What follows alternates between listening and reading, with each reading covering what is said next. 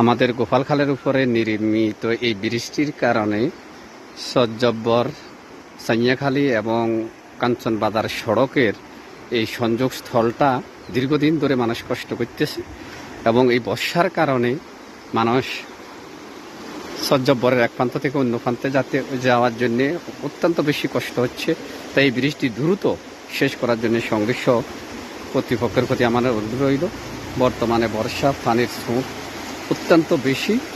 এই স্রোতের কারণে যে তক্তার পোলটা আছে এটা অত্যন্ত নড়ে বড়, এটা দিয়ে সুন্দরভাবে মানুষ যাতায়াত করতে পারতেছে না।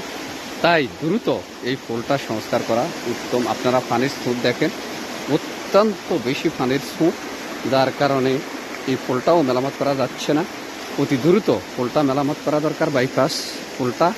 আর এই মেন সড়কের উপরে যে ব্রিজটা হচ্ছে এটা অত্যন্ত দ্রুত শেষ করা প্রয়োজন।